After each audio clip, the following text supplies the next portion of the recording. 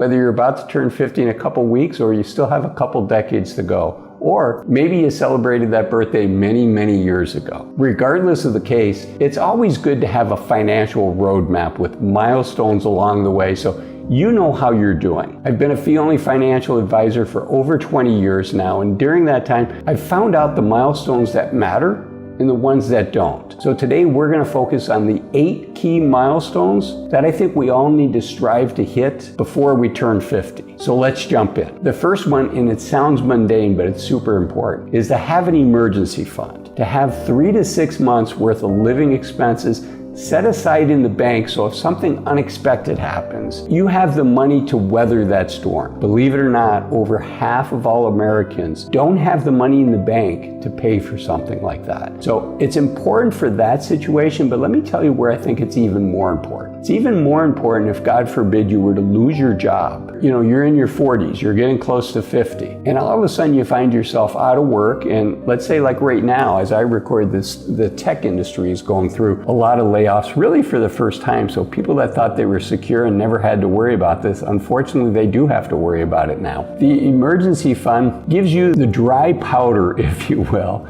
You know, if you've got a mortgage payment and you lose your incoming salary, you're under a lot of pressure to take a job as quickly as you can. I don't want you to be under that pressure. I want you to find the job that's right for you. And if that means turning down 2 or 3 jobs until you find the one that you can strive at. Number 2, I want you to get serious about your savings. This chart here shows what the median household savings are in a 401k for people 55 to 64. And you can see this goes by year. So 2016, it was 135,000. This is median household, so this is not individual. 2016, it was 135,000. 2019, that jumped up just a little bit, just under 145,000. But look at this jump in 2022, the following 3 years, almost $205,000. So that's good news. That's really good news. The reason for this is severalfold. One, during the pandemic, the government was really pumping out money trying to stimulate the economy. So the government wanted to err on overstimulating the economy, which they did, as opposed to understimulating the economy and perhaps pushing the U.S. into a recession, a depression, something like that. So you can see there's been a nice jump in that. But I don't want you to rely on that, right? The pandemic was an awful thing. Hopefully it was a one-time situation, a one and done. And getting an increase like that of, almost 50%, that's a nice jump.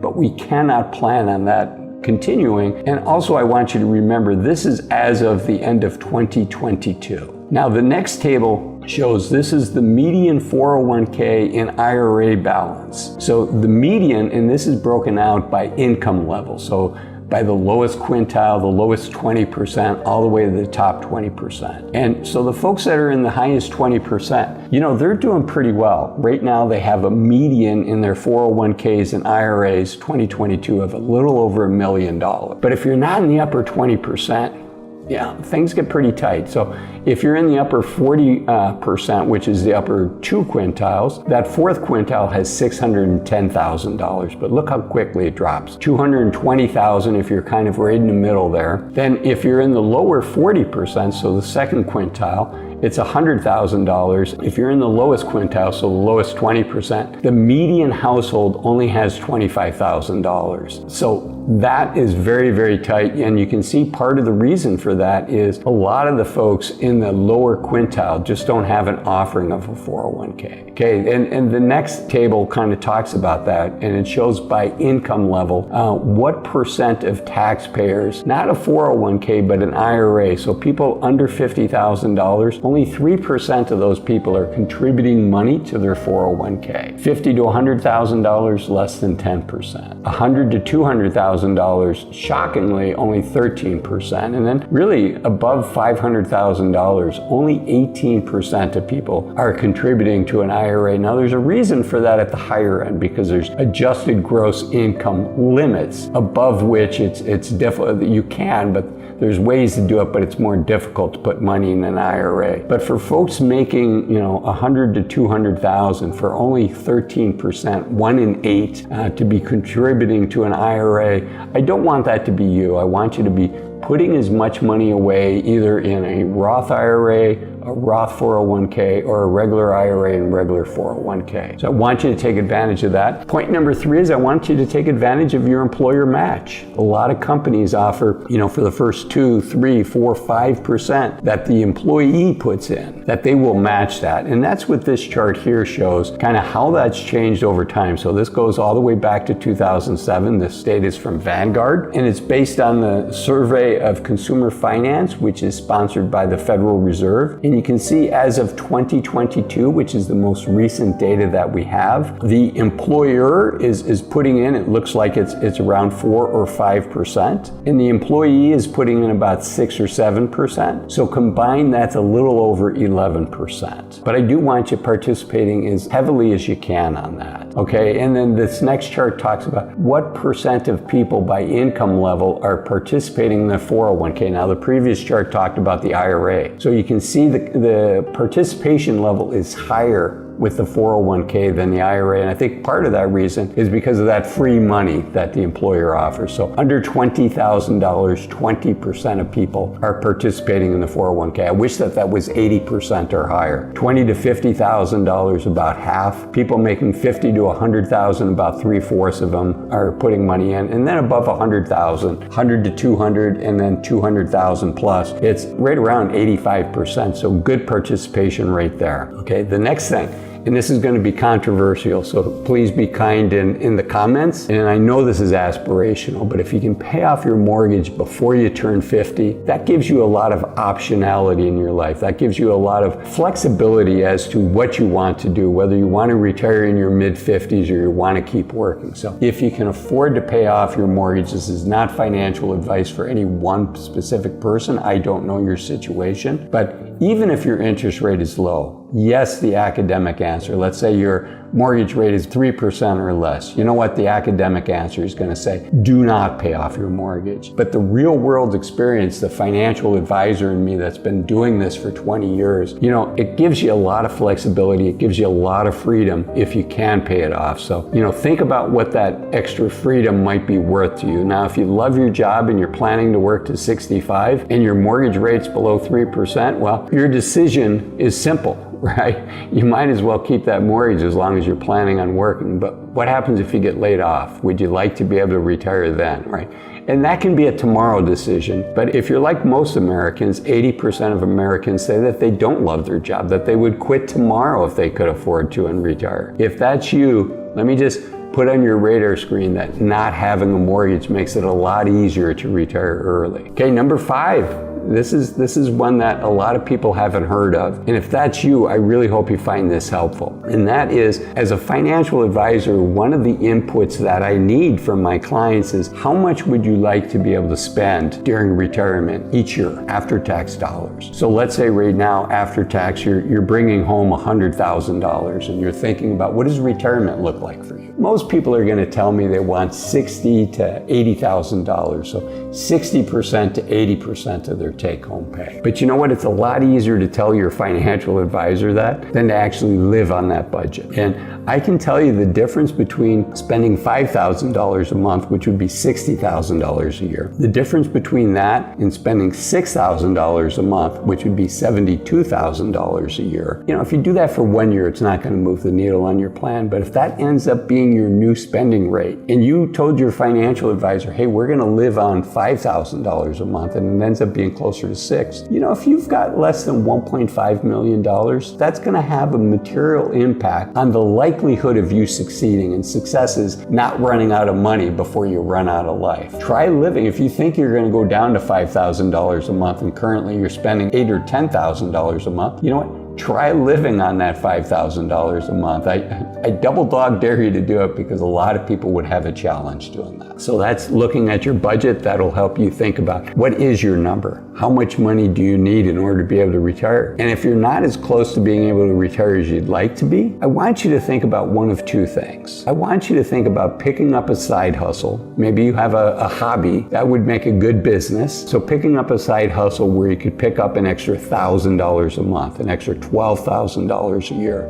I'm just going to use easy math. If you can save $10,000 a year and you can earn a 7% rate of return on that, it's going to take you a little under 8 years to build that separate account into $100,000. But let's say you have $900,000 and you'd really like to hit that $1 million benchmark. If you can save an extra $10,000 a month, which is this side hustle, and you get 7% interest on that, instead of taking 8 years where you're starting from zero, because you're starting with a bigger base, you're starting with $900,000. Instead of a little under 8 years, guess how long it's going to take you to build up an extra $100,000? It's going to take you less than 18 months, closer to 15 months. Why? Because you have that base of $900,000 helping out. So a side job or being able to skill up and getting a promotion where you can save an extra $1,000 a month can really make a difference. Also, looking at your budget and saying, what are the streaming services you can get rid of? And, what are the superfluous items? And some of them are pretty small. A lot of my colleagues would say, oh, quit going to Starbucks. Well, I can tell you there's not a person in the United States that is not reaching their financial goals because they're going to Starbucks. I don't think that's the right way to look at things, but big expenses. And one of those big expenses might be life insurance. Maybe your kids are through college now. So get with a life insurance agent and find out, do you really still need life insurance if your kids are out of college? Maybe you're self-insured at this point, because that can be a significant expense that you might be able to cut out. Okay, this chart here shows what life ownership is by age, and you can see this is by Choice Mutual. So people that are 43 to 58, about half of those folks still have life insurance. And interestingly, almost 60% of people 60 to 80 have life insurance. And I think that has to do with, a cultural difference and just generational difference, I guess I should say. Number 8, I want you to really start thinking about what's your tax situation going to look like in retirement. Too many people wait until they retire and then they find out that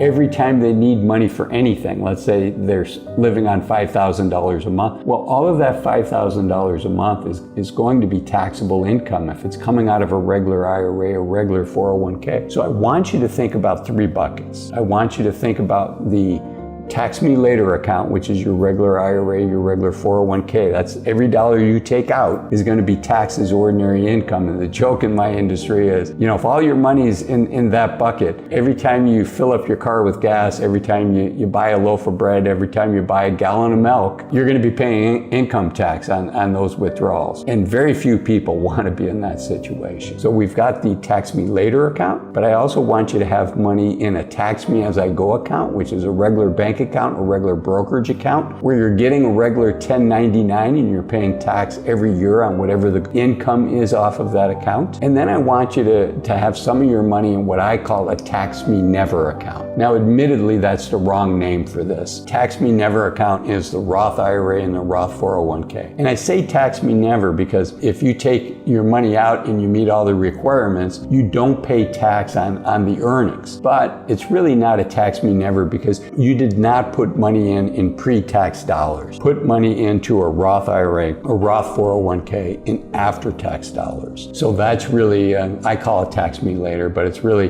Tax Me Now but Never Again account. Remember, the United States at least has a graduated income tax system. The lowest 2 brackets are ordinary income tax that you're going to pay the federal government at the 10% level and the 12% level. And I want you to be able to fill those up, but then I want you to be strategic once you get above that 12% tax level because the tax bracket jumps pretty significantly. The first bonus, hopefully this is fun. I want you to think about where you might want to live in retirement. So let's say right now you're living in the Midwest and you always thought it would be fun to live in the Southeast, maybe Florida, or you thought it would be fun to live on the East Coast or the West Coast. Go check those places out. If you're married, you and your spouse go. If you've got a life partner, you and your life partner go. And have fun and kind of think, where do we want to live? And, a lot of people come back and say, I've got a lifetime worth of friends in the town that I've spent the last 40 years, so I'm going to stay there. and there's nothing wrong with that. But you know what? An equal number of people say it's time to turn the page. It's time for a new chapter in our lives. It's time for a new adventure. And so we want to go somewhere else. So